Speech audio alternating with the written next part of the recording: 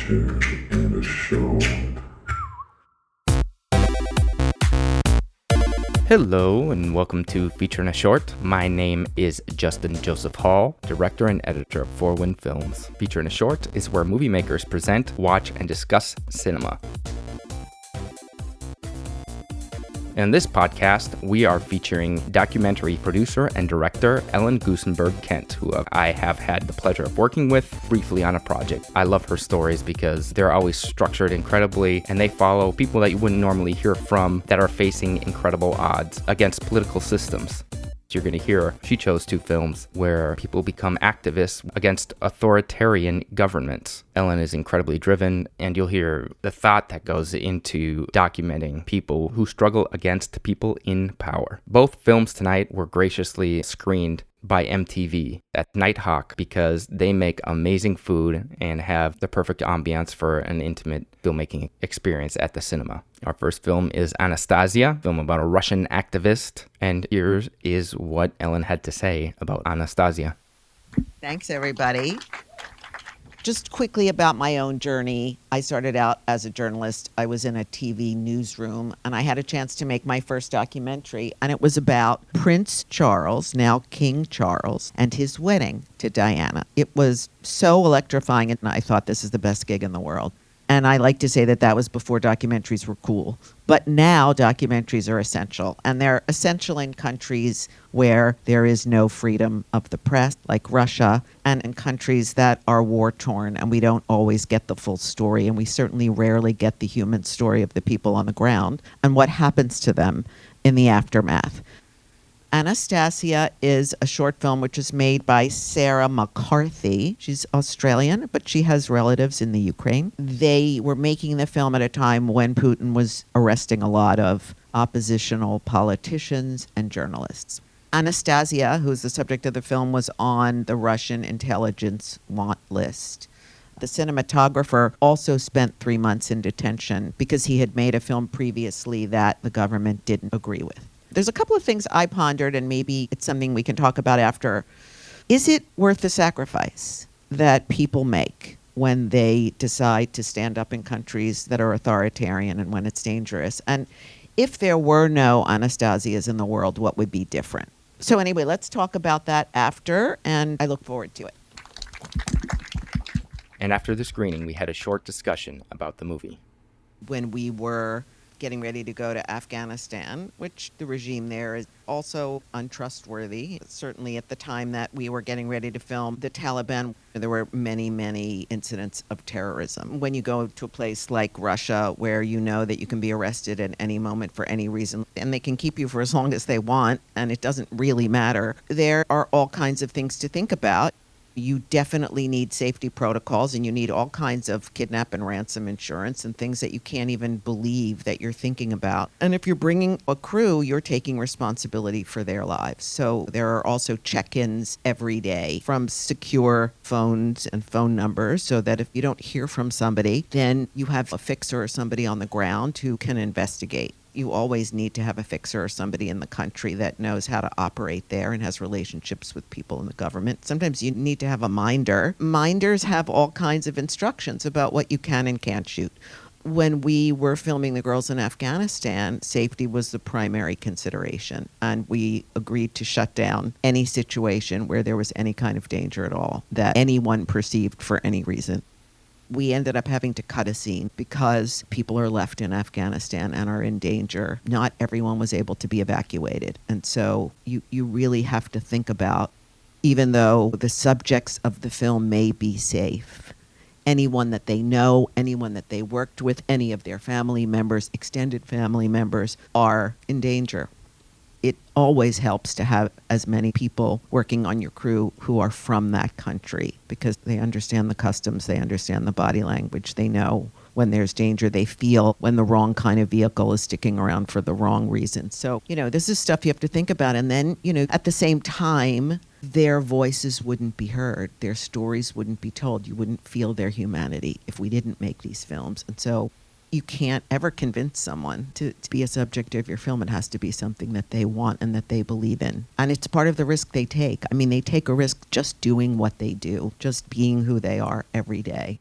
I think for somebody like Anastasia, who did sacrifice a lot. I mean, I think that the film focuses a lot on this last scene and sort of uses it as a vehicle to talk about her loss. But you don't feel the 2 years that she was away from her kids. But it's huge when you have young children. You never know how long it might last. And the minute that you're out and you think you're safe, you might not be.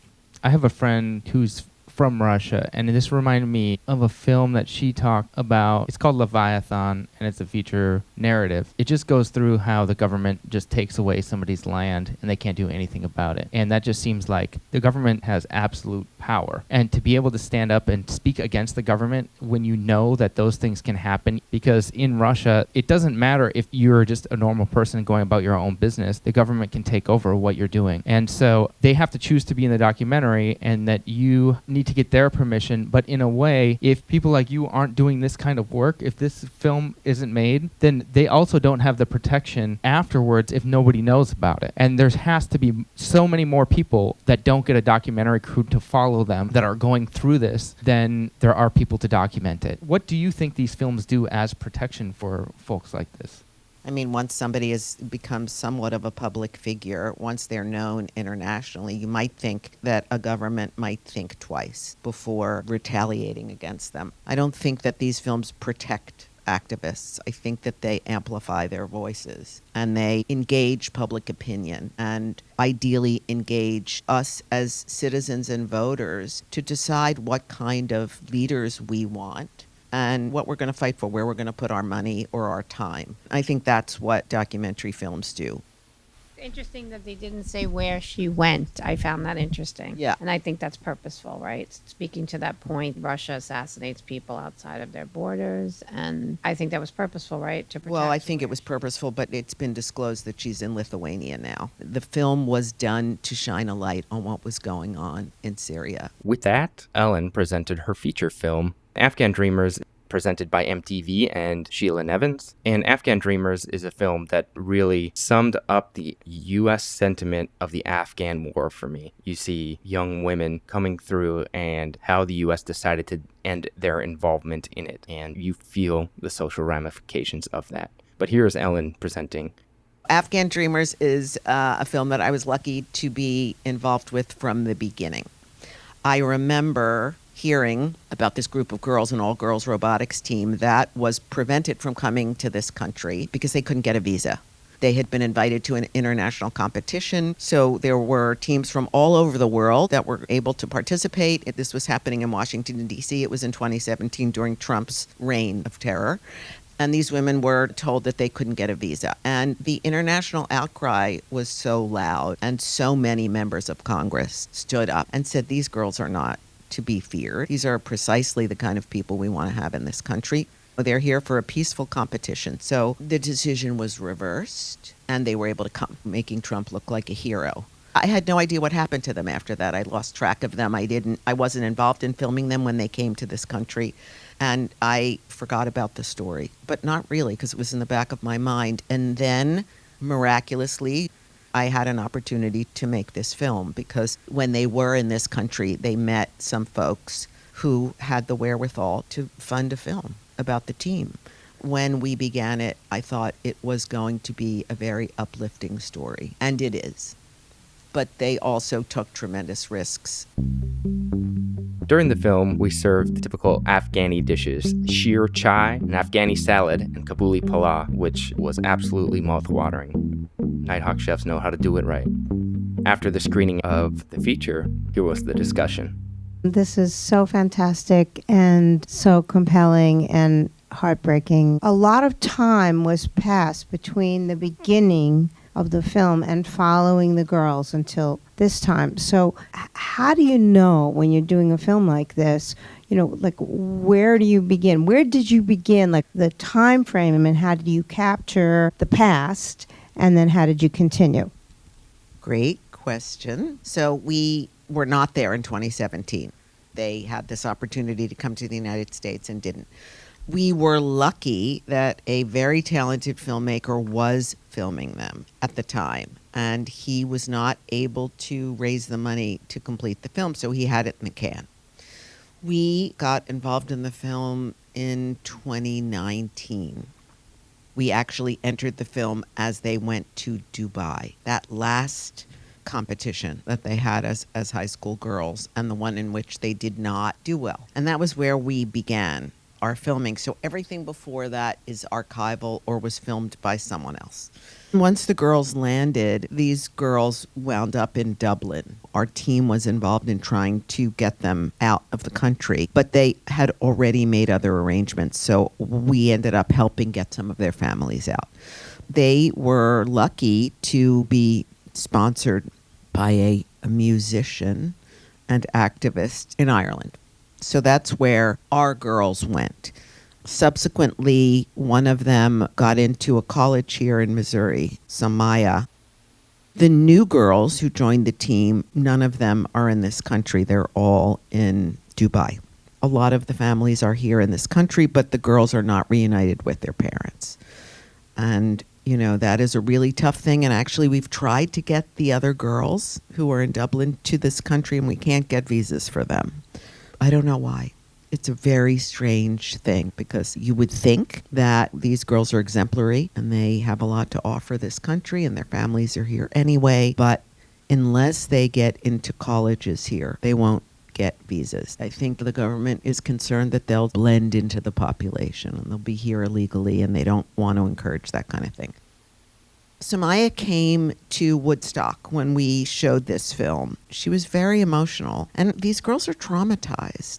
Our main character has been hospitalized in Ireland because she isn't doing well.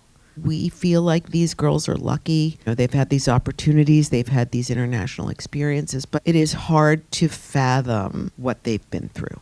She lost her father, she persisted, and then the country fell apart.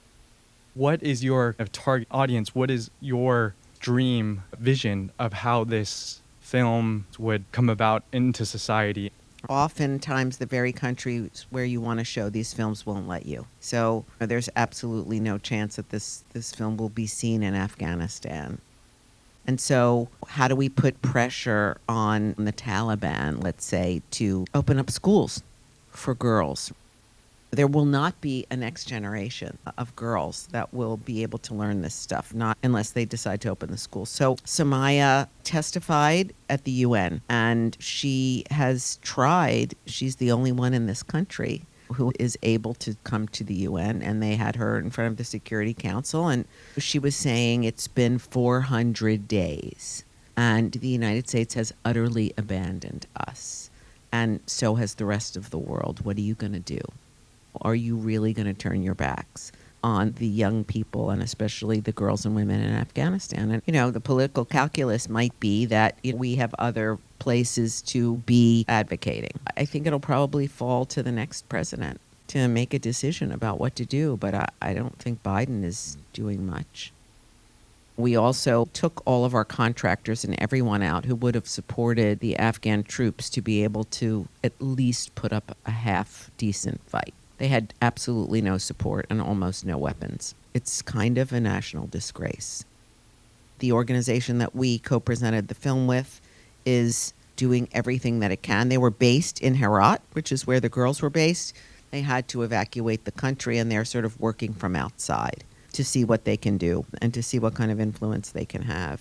I think that's the best that we can do, is to try to find organizations that are genuinely working. Obviously, the film became something of a triumph to a tragedy by the end. And you said you entered the film around 2019. Did you have an indication that this would become the narrative by the end of the film? And how did that impact you by the time you were finishing the film? Like I said, we thought this was going to be a story of triumph and uplift. But as time went on and our government was negotiating with the Taliban, it was pretty clear that things weren't going to go well. Our hope was very aligned with the girls. They made a difference. They really began to change perceptions in a country that is very hard to move. You know, they're not in a place that is ruled by Taliban leaders, and there was some hope that if the government was able to hold on, then these girls would be pioneers. And the idea was that these girls were going to be leading the next generation and advocating for STEM education for girls, which isn't an even playing field even in this country. And when we first premiered the film, there was a bombing in a testing center for students, primarily girls, who were taking college entrance exams, if you will. And 25 kids were killed, mostly girls. So the violence goes on there. And it's good that we get to enlighten people about these incredible young people and what they're capable of. There was a scene where the girls were meeting with the military police in Herat.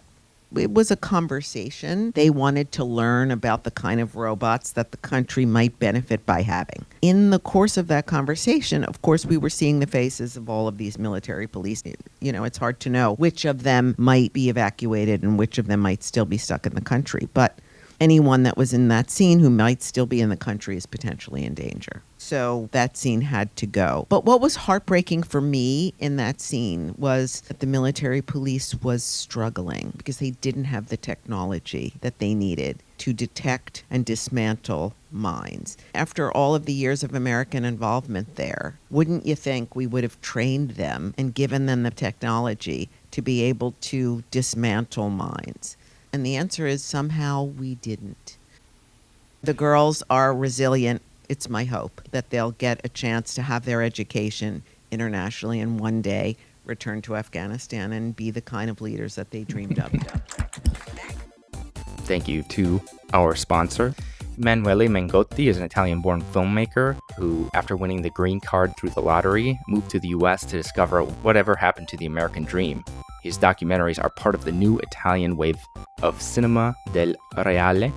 Mengotti is working on a trilogy set in the American West. Of Babylonia from 2019 is the first installment where people decided to live without running water, electricity in the Sonoran Desert. Red Sky at Night is his second installment, filmed in Las Vegas and focused on 3 characters who try to live their dream during the 2020 elections. And his new project will be filmed near Death Valley, where the whole world seems to be frozen in the 90s. Red Sky at Night is planning to start the festival run this winter. You can find his profile of his Instagram at EMANUELE_MENGOTTI on Instagram. Please check it out now. Our second sponsor, Joshua Seftil. He has a film out now that was a special jury prize at the Tribeca Film Festival and a Critics' Choice nominee called Stranger at the Gate, where a U.S. Marine returns home to Indiana with an all-consuming rage and plots to bomb a local mosque. But when he comes face-to-face with the community he seeks to kill, this story takes an unexpected turn. And in the forecast to look forward to, you can see Marcellus Hall, an artist in New York City. We will be heading to Rio, playing there. We'll be heading to Yoke-Fi Fest. We just played at NZ Web Fest.